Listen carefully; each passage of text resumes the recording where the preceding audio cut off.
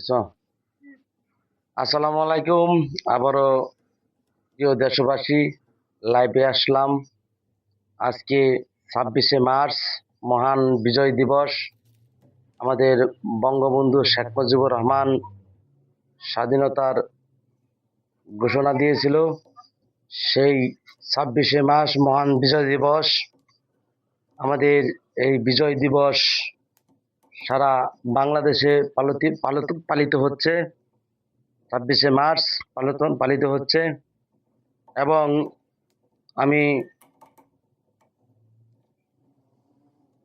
ফুলবাড়ী উপজেলার স্বেচ্ছাসেবক লীগের নেতা, কারা নির্যাতিত নেতা। 21শে ফেব্রুয়ারির ফুল দিতে গিয়ে কারাবন্দী হয়েছিলাম। সেই কারা নির্যাতিত নেতা। আমি ফুলবাড়ী উপজেলায় ফুল দিয়ে আসলাম, বিজয় দিবস পালন করে আসলাম। প্রিয় দেশবাসী, আমাদের বঙ্গবন্ধু কন্যা জননেত্রী শেখ হাসিনা আজকে জাতির উদ্দেশ্যে ভাষণ দিচ্ছে। জাতিসংঘে গেছে, জাতিসংঘের থেকে ভাষণ দিচ্ছে। আমাদের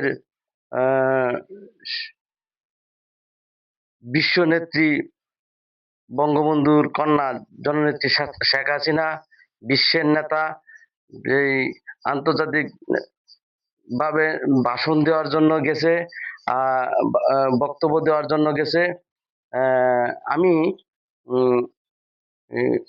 সারা বাংলাদেশের শত জনগণ আছে, তাদেরকে সংগ্রামী শুভেচ্ছা ও জননেত্রী শেখ হাসিনার পক্ষ থেকে শুভেচ্ছা জানাচ্ছি। শুভেচ্ছা জানাচ্ছি। আমাদের 26শে মার্চ স্বাধীনতা দিবস নিয়ে যদি বাংলাদেশে কোনো রকম বিএনপি, জামাত ইসলাম কোনো রকম কূটনৈতিক চেষ্টা করে, কোনো রকম দুর্নীতি করার চেষ্টা করে, তাহলে এই ইঞ্চি ইঞ্চি মাটির থেকে এক বিন্দু পরিমাণ এই বাংলাদেশের কোনো দূষক পাকিস্তানি কোনো মানুষ এই দেশে মানুষ গ্রহণ করবে না। এই দেশে গ্রহণ করবে না।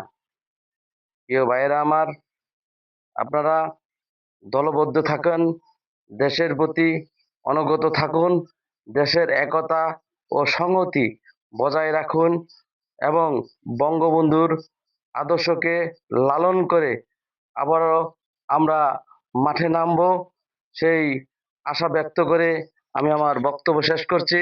জয় বাংলা, জয় বঙ্গবন্ধু, জয় হোক মেহনতি মানুষের।